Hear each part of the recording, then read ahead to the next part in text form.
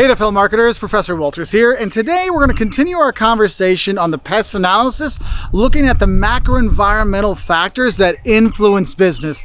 And today we're going to talk about is probably the most impactful macro factor out there that will influence business, and that's the economy. I mean, look, if the economy is going well, business is a lot easier. We're not negotiating as much. People are buying more things. It's just a lot easier to do business. When the economy is down and it's tough times, man, you got more lawsuits you got to deal with. You got more people not being able to pay their bills. You got less customers.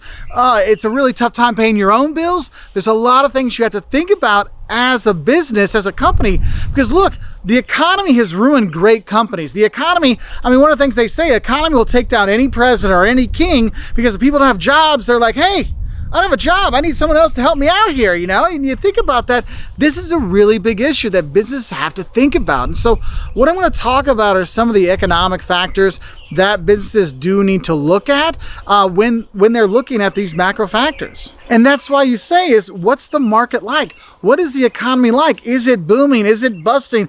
What's going on? It's going to have a dramatic effect on things.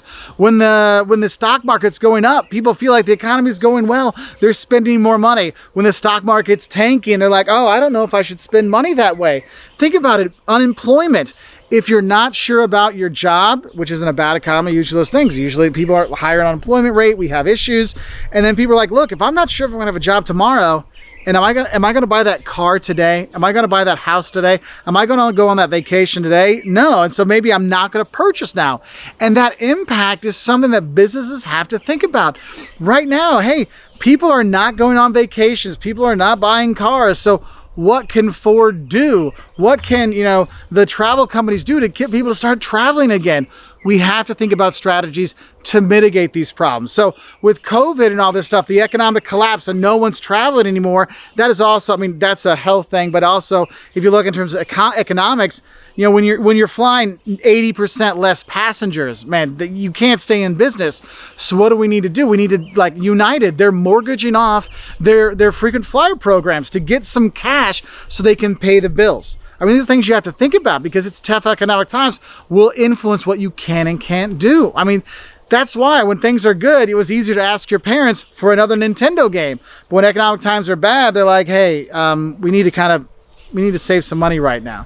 And so you think about that in your own life. You have seen it. And that's why you have to realize in financial crises, it's going to be different. Like the 2008-9 financial crisis, banks got hit because what was the thing that was tanking? Oh, all those bad loans were coming due and no one was paying them. And so the banks got hit really hard. But then Walmart and Aldi during the last financial crisis, I mean, I think they did okay because people started, instead of going to the more expensive grocery stores and stuff, they started going to Walmart. They started going to Aldi to save the money because they had less to spend or they didn't want to spend as much. So it's really kind of interesting how bad economic times will have different impacts on different businesses and the magnitude of how much it hurts. Like bad economic times hurt universities, but also help universities because one, bad economic times, people are losing their job, people go back to school to learn again. So hey, the master's programs numbers kick up. But if you're a public school and the people aren't, as many people have jobs and aren't paying taxes to fill the coffers of the state, well, then the public university gets less money from the government. We have a problem there. Okay, so what's our plan to mitigate these risks? And so businesses will do that, figure out a way. Like I know University of Illinois, their business school, they took out an insurance plan in case something like this happens, just in case they can get through it. So we really have to look at that. Because even if your business is doing well in the tougher times, you might not want to advertise your S-Class fancy Mercedes a lot. You might want to focus more on your A-Class or M-Class Mercedes, which is more of an affordable price point, all right? And so if you look at different economic things, if you look at fluctuations in the GDP, I mean, it can have a big impact because people overall feel if we have more money or less money. And for businesses, one business itself cannot jumpstart the economy. But the thing is we all can be suffering from a bad economy. So we have to think about the psychological impact of a fast-growing, stock market, or improving GDP or decreasing GDP, or a dropping stock market. That all goes into there. And so we'll see in the economic sense, you might look at it in terms of changes in government spending. Now, if we have a $1 trillion stimulus package, hey, that's putting $1 trillion into the economy that people can spend on certain goods. Hey, what does that mean? Well, if I'm Walmart, that means more people are going to come and stock up on their staples, things they need to have. But for other businesses, that might mean, oh, people are going to have a little extra money. So maybe instead of, they weren't going to buy a car, maybe they will. So I'm going to advertise the lower price car to get people through the doors. Other thing you might look at, changes in tax rates.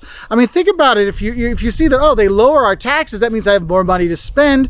Or if they raise the taxes, people might be spending even less. I mean, have you ever noticed when it's around tax season, they'll be like, oh, use your tax refund to buy a refrigerator. Use your tax refund for the down payment on your new car. They know these things happen, so that might influence our business. Also, you might look at exchange rates and how they fluctuate. That could be a big deal that influences businesses, especially internationally. Because if your currency and the other currency are 1-to-1, hey, we can charge 100 for it. But if one of the currencies drops a lot, I'm still charging 100 for my product, but the other place, that means it's 140. Or if the exchange rate goes the other way and the economy gets stronger and your gets weaker, then you're only charging, it's 98. And you're like, wait a minute, what's going on here? You have all these fluctuations you have to take into account too. So there's a lot of economic factors out there that companies really need to think about that they can't directly control, but they do need to think about, hey, what do we do to avoid these problems, or at least mitigate these issues, or take advantage of these opportunities? So I hope this helps you out, and I wish you all the best. Bye.